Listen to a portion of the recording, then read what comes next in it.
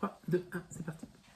Bonjour à tous. Alors aujourd'hui, une petite vidéo de présentation, car il me paraît important pour le lancement de cette chaîne de faire une petite vidéo où je vais vous parler un petit peu de moi, de mes inspirations, de ce que je fais, de ce que j'aime faire et qu'est-ce qui m'a amené à créer cette chaîne de recettes, de cuisine, de partage, de passion autour de la cuisine.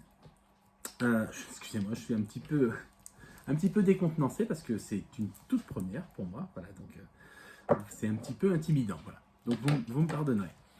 Donc on va d'entrée de jeu traiter un sujet qui je sais va revenir souvent, parce que je suis présente sur les réseaux sociaux déjà depuis un petit moment, c'est le sujet de mon genre. Donc je suis une femme transgenre, c'est-à-dire que je ne suis pas née femme, je le suis devenue, mais cette chaîne n'a pour but que de parler de cuisine, donc je ne serai le porte-étendard de personne, je ne serai je ne suis pas là pour défendre cette cause-là, je la défends par ailleurs dans d'autres actions, mais la cuisine de Mimi n'aura pour vocation que de ne parler que de cuisine. Alors, si dans les commentaires vous avez l'intention de me parler que de ça, vous pouvez oublier, je supprimerai les commentaires.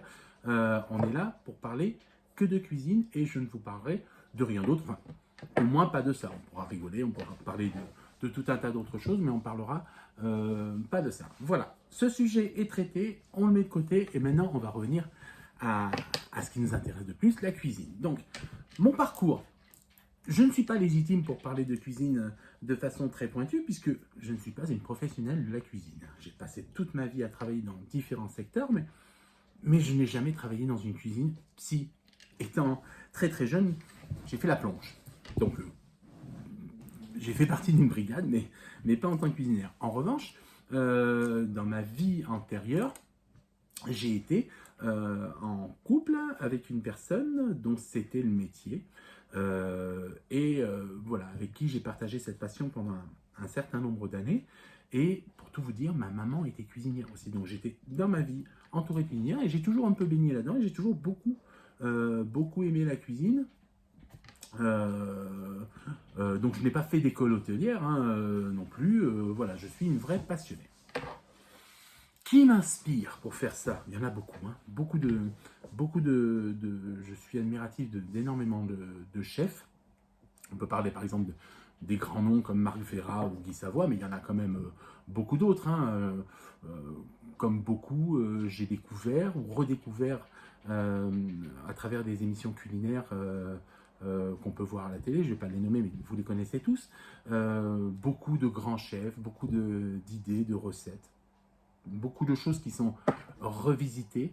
Alors, j'aime pas tellement cette notion de revisiter, puisque pour moi, une recette, c'est une création, d'accord?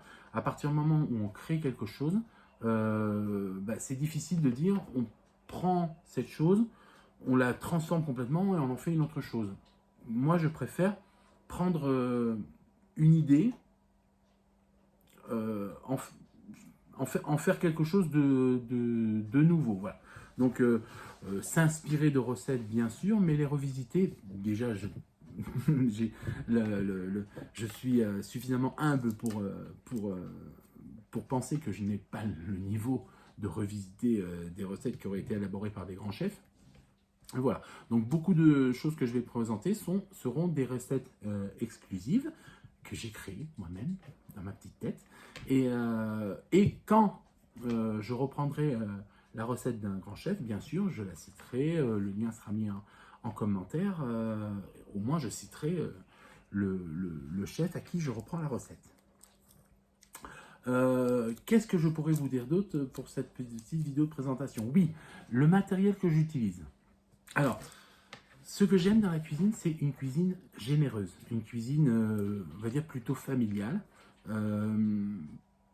Pas une cuisine avec une énorme technique, mais une cuisine où les associations de goût seront justes, l'équilibre des assaisonnements seront justes, mais voilà, je ne vais pas vous faire du caramel soufflé comme vous voyez à la télé ou des choses très très sophistiquées, tout simplement parce que je n'ai pas le niveau.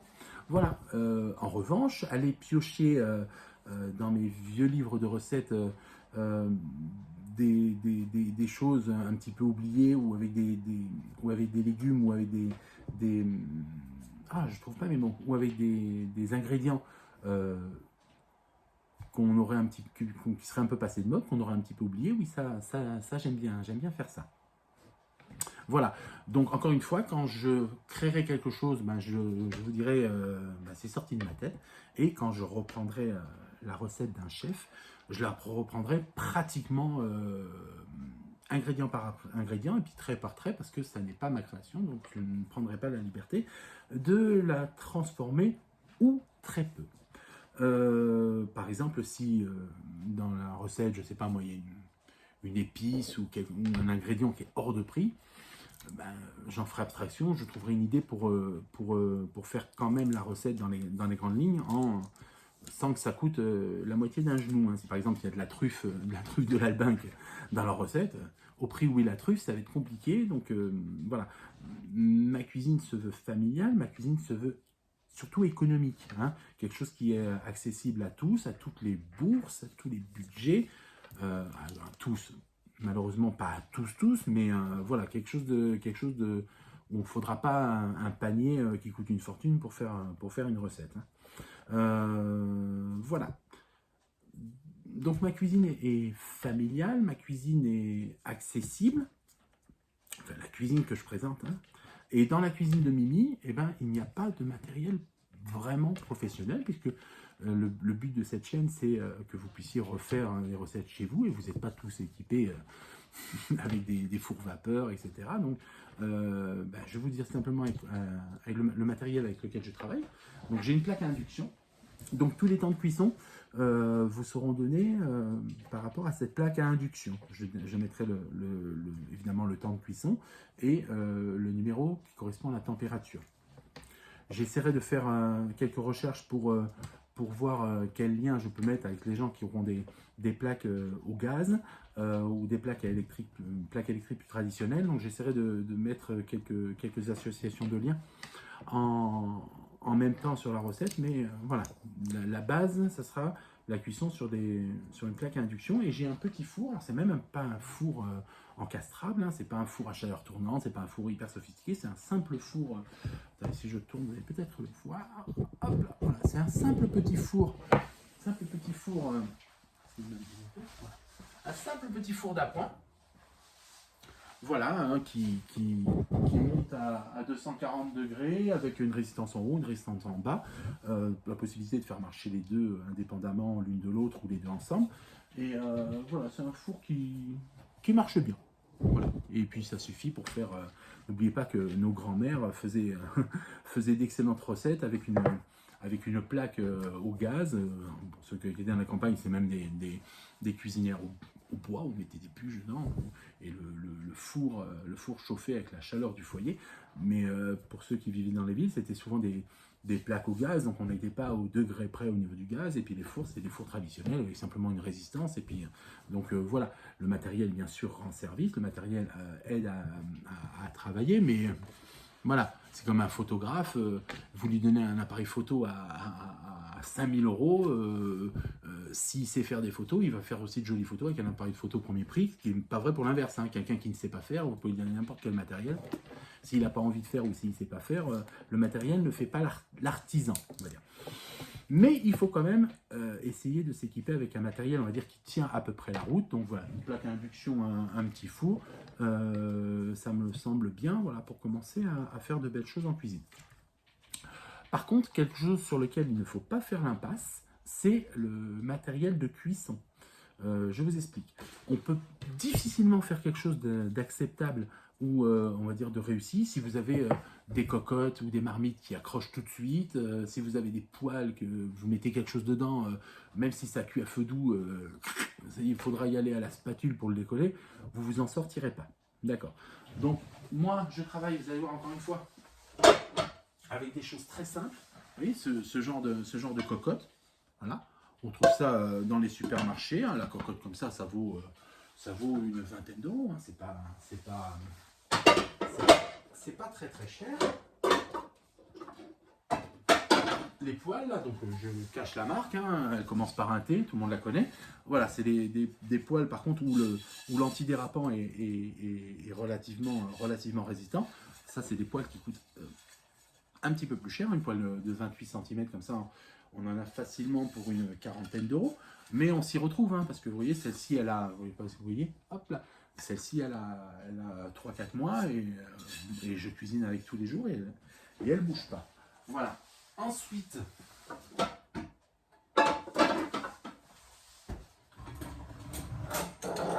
là. J'avais pas prévu, sinon j'aurais amené tout à côté. Mais je trouve que c'est une bonne idée de parler de ce que j'utilise dans cette vidéo de présentation. Voilà, ensuite, on va dire une petite corbeille à ustensile, pareil avec des choses très simples, hein, louche, spatule. Qu'est-ce qu'il fait là, lui? C'est pas sa place. Je range en direct. Je range en même temps, voilà, hop. C'est que celui-ci, il est resté pareil dans les gouttoirs, voilà. On va trouver louche, spatule, fouet métallique. Ça, bien. Ça, pas bien. Ça marche pas, ça. Ça marche bien. Celui-là. Tiens, je le garde pour Sandra, ma chérie. Quand elle fait la tambouille, qu'on ne cuisine pas. Je refile celui-là, elle verra. Donc voilà. Hop. Et les couteaux, donc pareil. On a besoin que de 3 couteaux. Un éminceur. Pour les oignons, etc. Ensuite, un couteau plus fin que j'ai pas là. Pour travailler tous les poissons, un filet de sol, vous savez, pour enlever la peau, etc. Et un petit couteau qui sert à tout, ce qu'on appelle un couteau d'office. Voilà, un fusil pour affûter les couteaux. Rien de bien extraordinaire, encore une fois.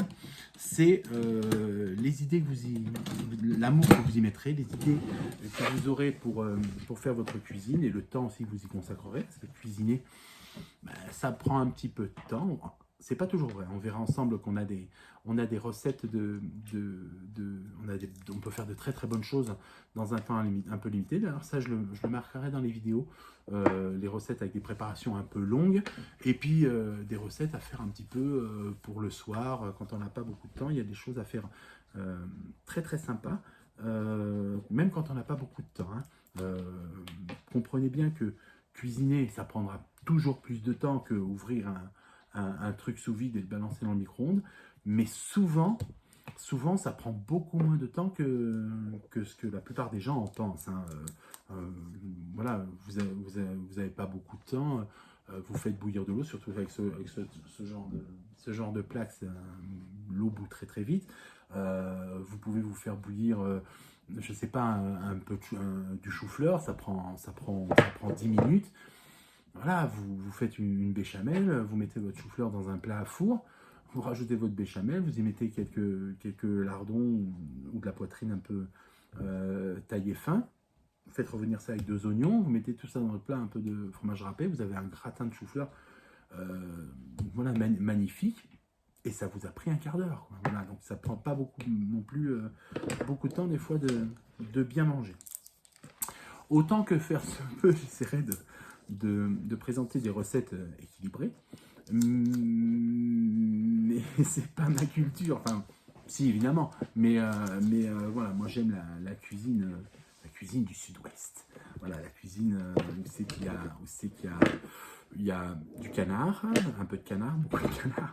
Non, il n'y aura évidemment pas que du canard, mais voilà, c'est de la cuisine, on va dire, un petit peu généreuse, mais on équilibrera ça avec des accompagnements, on va dire, un peu plus diète. Hein. Voilà, je cuisine plus facilement un confit de canard avec des haricots verts, etc., que du tofu avec, avec des pousses de soja. Mais je suis moi aussi sujette à évoluer, hein, suivant ce que vous me direz.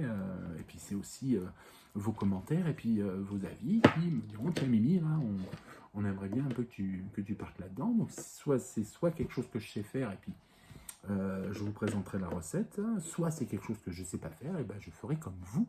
J'irai chercher des infos, j'apprendrai à la faire, et quand je saurai la faire, je vous la présenterai. Voilà. Cette vidéo est beaucoup plus longue que je l'imaginais. Hein. Je me suis dit, tiens, cette vidéo va durer 5 minutes, on en est presque à un quart d'heure. Je vous remercie. Voilà, et donc je suis fan de beaucoup de youtubeurs depuis très longtemps, je ne pensais jamais m'y mettre moi-même. Alors, j'ai pas l'intention de vivre de YouTube ou de faire carrière ou d'avoir énormément de gens qui vont me suivre. Voilà, si on est quelques dizaines, je serai la plus heureuse, et puis on verra comment cette chaîne évolue, comment elle est reçue, et puis comment vous, voilà, elle pourra vous apporter quelque chose. Mon élocution est épouvantable. Bon. Voilà, donc on partage. S'il vous plaît, on partage. Donc, je crois qu'on veut dire qu'on met la cloche pour être notifié dès qu'une nouvelle vidéo sort. Je vais essayer de tenir une vidéo tous les 15 jours avec une recette. Et le dimanche, je ferai juste un petit vlog où je vous parlerai de ce que j'ai vu dans la semaine dans le monde de la cuisine, des choses, voilà, un petit échange où je vous répondrai à vos questions. On fera ça un dimanche sur deux, pareil. Donc les vidéos sortiront le dimanche, normalement le dimanche aux alentours de 17h. Pour les vidéos tous les 15 jours, les vidéos des recettes. Et pour les vlogs, ça sortira le dimanche dans la journée. Voilà. Je vous embrasse tous, je dis éclatez-vous en cuisine et je vous dis à bientôt. Bye bye.